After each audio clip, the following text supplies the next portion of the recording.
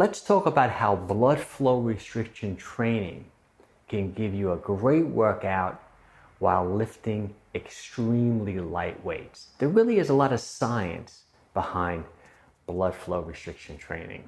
And you probably have noticed I have a blood flow restriction band on my arm. But let's first go over what is blood flow restriction training, who's it good for, and then I'll give you an exact example of how you can use it to develop your arms. See, all blood flow restriction training means is that you're letting blood go into the muscle when you're working out, and then it's pooling there. You're creating a low oxygen environment by minimizing like that venous blood return. So what happens is that, let's say you're doing a set of bicep curls, the blood is rushing into your bicep, it's staying there, and metabolites build up, like lactate, hydrogen. You know that burn you get when you're doing that high repetition set and you're working really hard towards the end? You can achieve that with blood flow restriction bands with extremely light weight. And that could be a real advantage for some people. Let's say I hurt my elbow. I have a little tendinopathy. I have some tendonitis in my elbow and I can't curl a lot of weight. I can put a blood flow restriction training band on, lift an extremely light weight, create a great response, that metabolic stress response to develop my lower arm and not hurting my elbow. Or maybe like you're an older guy like me, you're 59 years old, you're banged up. You know, I do have issues with my elbow. I guess I'm herniated disc in my neck. I got a bad knee. I love training my legs with these blood flow restriction bands. I can get an amazing workout just doing air squats, body weight squats, or maybe extremely light leg presses and leg extensions, or I do lunges with these bands on. I can get an amazing workout while minimizing the stress on my joints. That's the real advantage to blood flow restriction training. And I do think it's really good just for anyone who wants hypertrophy, or maybe there's a day where you just don't feel like lifting heavy weights and you want to pump yourself up with the bands.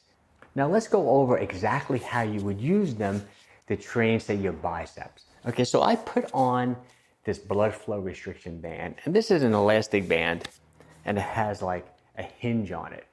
Now I didn't make it as tight as possible. If I made it like 100% tight, I'd be blocking off all blood flow, right? So you don't want to do that. It's not safe, it's just not a good thing to do. You want to make it about 60 or 70% tight. And there's a little trick you can use just to make sure you're not making it too tight. It's called capillary refill, where you take the palm of your hand, you press down, you get that white spot, and you want it to fill in within, say, 2 or 3 seconds. If you press down and the white spot doesn't fill in, you know that you make the bands too tight. But if you're new to blood flow restriction training, do not make the bands too tight. You just think about it too. You're gonna be pumping up your bicep, which is gonna expand the bands, which is gonna make them even tighter. I would go 60 or 70% tightness. Think of it like that. Now, for example, I can typically curl, say, a 35, 40-pound dumbbell, say 15 times.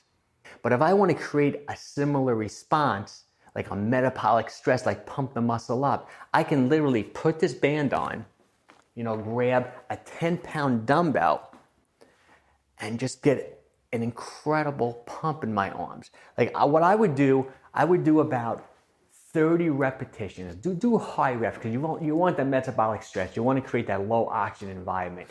You want the lactate. You want the hydrogen. You want to get that incredible pump.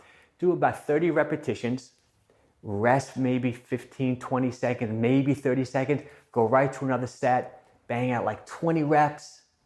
Same thing, rest 15, 20 seconds, then do one final set, pretty much as many as you can. Get that incredible pump. And just think about it, with an extremely light dumbbell, maybe like 20% of your max like weight that you can curl, you just created an incredible response without putting too much stress on the joints, on the elbow joint. Plus, you didn't really do much like muscle damage. You didn't really break the muscle down. You didn't make the little microscopic tears as much because you're lifting such light weight. You're really creating metabolic stress, right? You're creating that low oxygen environment. You're pumping the muscle up, which does lead the protein synthesis, in my opinion, and muscle hypertrophy. It's a great way to train the body while taking pressure and strain off your joints. Plus, it's great for quick recovery. Just think about it. You didn't really break the muscle down, so you may not need that 48 to 72 hours of recovery before you train again. So it's also a great tool if you want to train more frequently. I would start experimenting with it. I don't think there's any real downside to it. You can buy these bands on Amazon for like, I don't know, $20 or less. I'll put a link below. They're not expensive. There is a more expensive system, which I do have, called the Katsu System, which kind of cycles the pressure, and the guy who invented it has been experimenting with it in China for like 20 years in hospitals with cardiologists. There really is a lot of science behind blood flow restriction training. I think it's definitely something that's going to be around for a long time, and you're going to see it being used in rehab, on sports teams. I think it's a big thing, this blood flow restriction training. Definitely check it out. Now, if you want to learn more about how to develop your body, check out this video.